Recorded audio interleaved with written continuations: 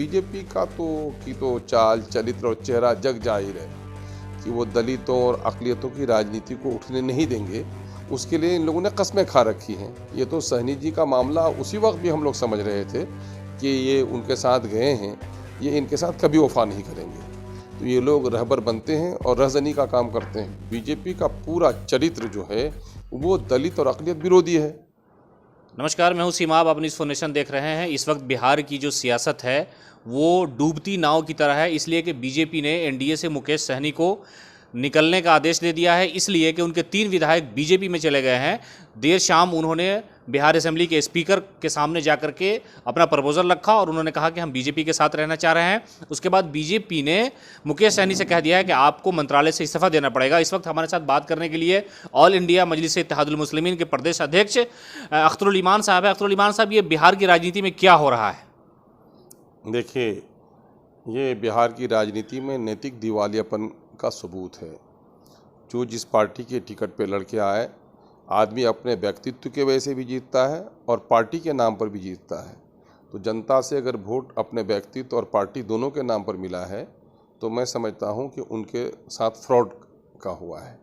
अगर पार्टी को बदलने में है आदमी, अगर हिम्मत है तो लोगों को पार्टी ज्वाइन कर देना चाहिए, फिर इलेक्शन लड़के आना चाहिए। अगर जो लोग अभी गए हैं तो मैं समझता हूँ कि ये किसी भी सेहतमंद लोकतंत्र के लिए अच्छी बात नहीं है। और बीजेपी का तो चाल चरित्र और चेहरा जग जाहिर है कि वो दलितों और अक़लियतों की राजनीति को उठने नहीं देंगे। उसके लिए इन लोगों ने कस्में खा रखी हैं। ये हमारे दलित समुदाय के लोगों को समझना चाहिए कि मनोवादी व्यवस्था पे विश्वास रखने वाले लोग कभी भी दलितों के हित में काम नहीं कर सकते। ये तो सहनी जी का मामला उसी वक्त भी हम लोग समझ रहे थे कि ये उनके साथ गए हैं, ये इनके साथ कभी वफा नहीं करेंगे। तो ये लोग रहबर बनते हैं और रहज़नी का काम करते हैं। तो इसलिए इनके साथ रहबरी के नाम पर रहज़नी इनके साथ हुई है और ये शुभ संकेत नहीं है किसी भी सेहतमंद लोकतंत्र के लिए। जिस वक्त आरजेडी यानी गठबंधन से मुकेश सहनी को निकाला गया था, उस वक्त बीजेपी के बड़े लीडरों ने कहा कि दलित के बच्चे को अपमानित किया गया है, लालू यादव, उनके परिवार ने, उनकी पार्टी ने, इसलिए अब हमारे पास आ जाए।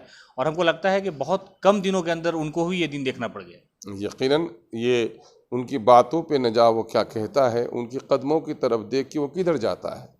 मामला ये है कि बीजेपी का पूरा चरित्र जो है वो दलित और अक़लियत विरोधी है। तो दलितों के लोगों को अगर ये दलित भाइयों को अगर ये बात समझ नहीं आती है बात समझ चोट खाने के बाद, उदित राज जी जैसे लोग, इतने इंटेलिजेंट लोग जाके धोखा खाए कि नहीं खाए? रामविलास पासवान जैसे इतने मजे हुए सियासतदान धोखा खाए कि नहीं खाए? तो मामला ये है कि कुछ लोगों का मामला है कि कुछ लोग अपने पूर्वजों की बात पर यकीन करते हैं कि देखो नीम में तीतापन है ना, लेकिन जहर खाने से आदमी मर जाता है। अब कोई कहेगा कि नहीं, पूर्वजों के तजुर्बात क्यों है, मैं चिखूंगा नीम तीता है कि नहीं है, जहर खाने से मरता है कि नहीं मरता। जो जहर खाएगा वो मरेगा। तो तजुर्बात से लोगों को फ़ायदा लेना चाहिए, नया तजुर्बा लोगों को नहीं करना चाहिए। अभी सोशल मीडिया पर मुकेश सहनी के इस्तीफे के बाद एक बात चल रही है कि ऑल इंडिया मजलिस-ए-इत्तेहादुल मुस्लिमीन एक ऐसी पार्टी है जिसके विधायक या नेता भागते नहीं हैं। ये आप लोगों का नैरेटिव है या लोग सही में कह रहे हैं? नहीं, अब तक तो हम लोगों का ये एतमाद भी रहा है, ज़मीर और ईमान का भी मसला ये रहा है कि एमआईएम में वही लोग आते हैं जिनका ज़मीर और जिनका ईमान मजबूत होता है ना। अरे गैरों की ये जमात नहीं है ना। इसलिए ये बात जो लोग कह रहे हैं वो बिल्कुल सही कह रहे हैं। और एक आखिरी सवाल कि अगर हालात ऐसे बनते हैं अख्तरुल ईमान साहब कि आपको किसी भी पार्टी या किसी भी हुकूमत की तरफ जाना पड़े, समर्थन देने की बात हो, तो क्या इरादा रखते हैं आप इस राजनीति में? देखिए, मौजूदा वक्त मुल्क की जो सियासत है, मुल्क की सियासत में हम लोगों का एक बुनियादी फार्मूला है बैरिस्टर सऊद ओवैसी साहब का कि फ़िरका परस्ती का ख़ात्मा होना चाहिए और सेकुलर ताकतों को साथ देना चाहिए।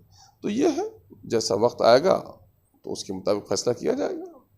तो ये थे अख्तरुल ईमान। इन्होंने साफ तौर पे कहा कि बीजेपी जो है वो दलित और अक़लियतों की राजनीति से जलती है, कभी वो उत्थान या उसकी कामयाबी के लिए कोई बड़े कदम नहीं ले सकती है। जैसी सोच थी वैसा ही फैसला मुकेश सहनी के साथ उन्होंने लिया है और किया है। और अगर वक्त पड़ेगा तो जो सेकुलर पार्टियाँ हैं, सरकार बनने या बिगड़ने की सूरत में हम अपना फैसला या अपना पत्ता उसी वक्त खोलेंगे। आप बने रहें इन्फॉर्मेशन के साथ।